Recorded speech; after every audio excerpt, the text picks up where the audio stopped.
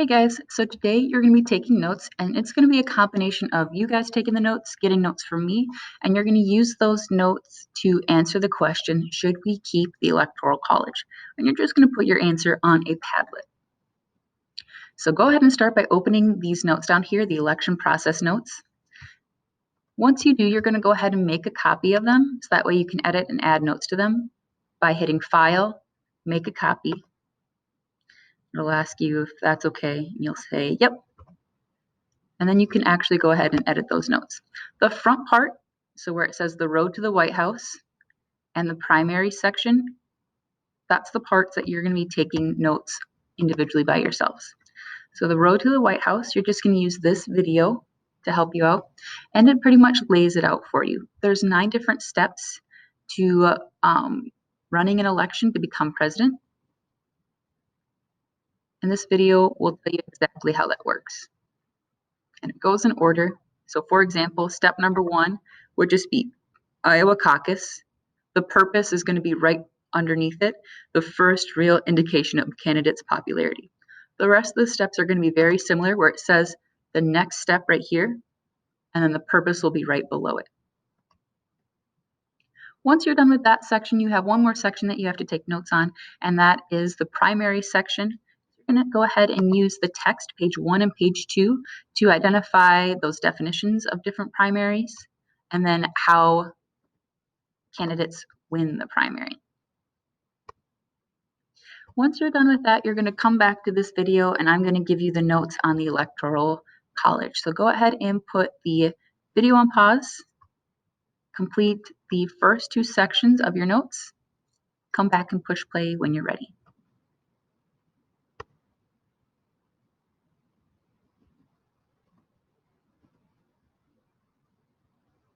All right, welcome back, guys.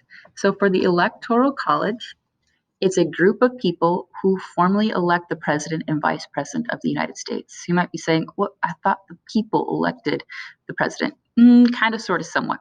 When you go and vote in November on Tuesday, you're actually voting for the group of electors, or the group of people who choose the president. We'll explain that a little bit more as we go on, because it's kind of complicated. There are a total of 538 total electors. So these are the people responsible for electing the president and vice president. These people are your House of Representative members, your senators, and then there's 3 electors from Washington, D.C., so that way they are also represented.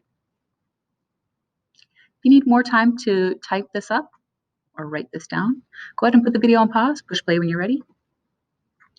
All right, so how does the Electoral College work?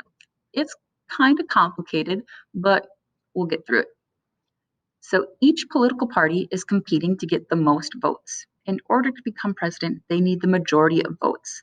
The bare minimum to be considered the majority is 270 electoral votes. So if they get 270 or more, then they are the winner of the election. Each state gets electors based off its population size. So just like with our representation in Congress, remember the House of Representatives is determined by the population of the state, and then each state gets 2 senators. So the number of electors each state gets depends on its population size, and then it gets those 2 senators as well. So Minnesota, we have 10 total electors. We have 2 senators, and then House of Representative members would make up the rest of the population. Now, this is a winner-takes-all kind of election. This means that the candidate who wins the majority of electoral votes for that state gets all the electoral votes for that state. We're going to go through an example using the state of Minnesota and the state of Wisconsin in the last presidential election between Hillary Clinton and President Trump. So in 2016, Minnesota had 10 electors. So 10 people who were voting on who was going to be president. The majority of electors voted for Hillary Clinton. So let's say that was 7 people voted for Hillary Clinton, 3 voted for Donald Trump. Because it's a winner-takes-all system, Hillary Clinton would get like 10 points or 10 votes in her favor, even though 3 people voted for Donald Trump. She would get all of the votes for the state of Minnesota because she won the majority. Same thing in Wisconsin. They had 10 electoral votes. The majority of electors voted for Donald Trump. So let's say 7 of them voted for Donald Trump and 3 voted for Hillary Clinton. Even though some still voted for Hillary Clinton, he would get 10 points or 10 votes in his favors. So because of that winner takes all, they get however many votes for that state added to their score, even if not all of those votes or all of those electors voted for them. If you need more time to write that down, go ahead and put the video on pause, push play when you're ready. Okay, I'll put my little face right here. So this is kind of how it works. You might have had or might have noticed this as you guys were writing down your Road to the White House notes from that video. So first, we do the popular vote, and that's on the first Tuesday after November 1st. Why the Founding Fathers decided to make it so complicated, I don't know. But just know that Tuesday, November, that's when we vote. Now, if you thought that was complicated, it gets more complicated. We do our popular vote, and then roughly a month later, the first Monday after the second Wednesday in December, the Electoral College gets together and they vote. The reason why they have the electoral vote a month after the popular vote is because the electors are going to use the popular vote to make their decision. So they're not deciding on what they personally believe. They are deciding based off the popular vote. Once those votes are counted, the president starts his term January 20th, and it starts with an inauguration where he raises his hand and he swears to protect and lead the country to the best of his ability. If you need more time to write this down, go ahead and put the video on pause, push play when you're ready. All right, so when you vote, you are actually choosing the electors. The electors then elect the president. Most states require electors to take a faithless elector pledge, meaning that they're going to vote based on what their state's popular vote was, not according to their party. So even if they are a Democrat, they're not going to vote for the Democratic candidate. They're going to vote for what their state wanted, whether that is the Republican candidate or the Democratic candidate. And this video kind of goes through how it is actually possible to win the popular vote but lose the electoral vote. Remember, each state has a different number of electors. They have like a different score. And your goal is to get up to at least 270 points or votes. So if you do a really good job at getting those really, really big states like California and Texas, so on and so forth, you might get that 270 electoral votes, but all of the other states that have like a smaller score, you might have lost them, and so you've lost that popular vote. Go ahead and put the video on pause. Push play when you're ready. All right, swing states. So you might have noticed that in our current presidential election, they've been focusing on a few states in particular. Like they might rarely visit some of these other states. That's because swing states are states that don't vote consistently for one party. So you can kind of look at this map and kind of see that the ones that are in red, they mainly vote for Republicans. The ones that are in blue, they're the ones who historically vote for Democrats. The ones that are gray, they've kind of gone either way, right? So in the past elections, they might have voted Democrat one year, Republican the next year, Democrat one year, Republican the next year. And those are called swing states. They don't vote consistently for one party. So presidents or candidates kind of see them as a state that can easily be influenced to their particular party.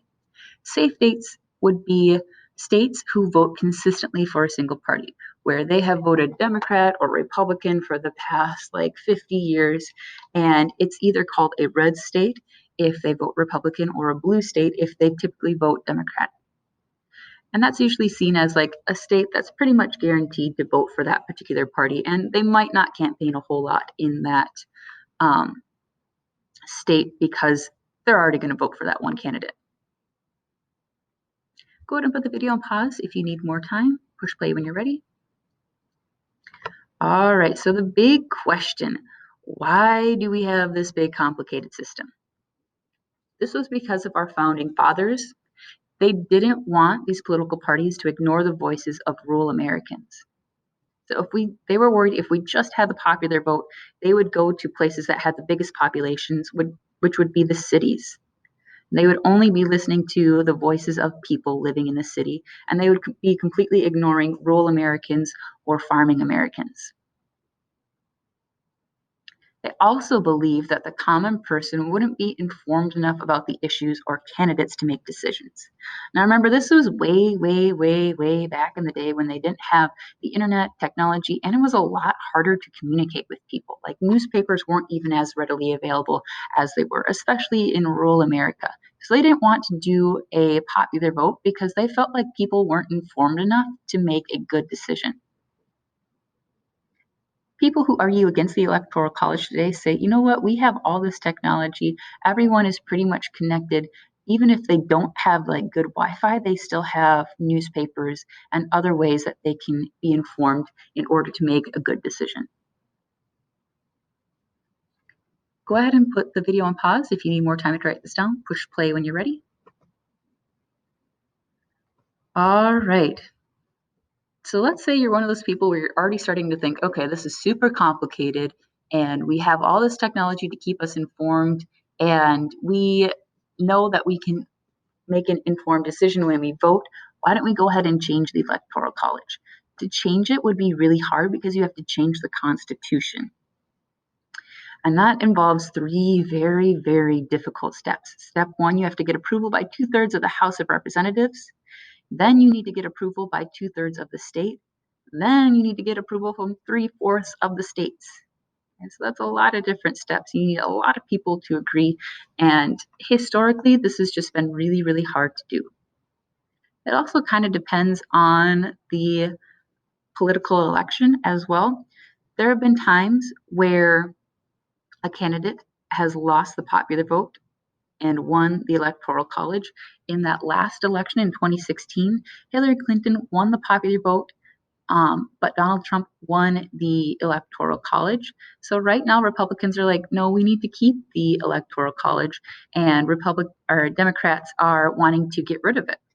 But there have been times where it's been flip-flopped, where a Democratic candidate has lost the popular vote but won the Electoral College, and a Republican candidate has lost the popular or won the popular vote but lost the Electoral College.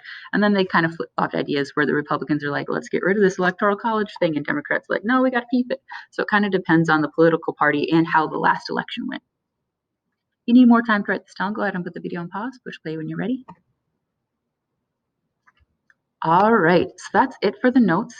Go ahead and kind of review those notes, deciding whether or not we should keep the Electoral College. You're going to click on that Padlet link and write your response, and you're going to give your reasonings and then put your name at the end of the post. So when you go back to Google Classroom, Padlet's right here. Go ahead and click on it. Write your response for if we should keep the Electoral College or not. Put your name at the bottom, and then you're done. If you guys have any questions, feel free to ask. If you don't finish today, you can go ahead and work on this tomorrow or on your distance learning day on Friday as well. Good luck, guys.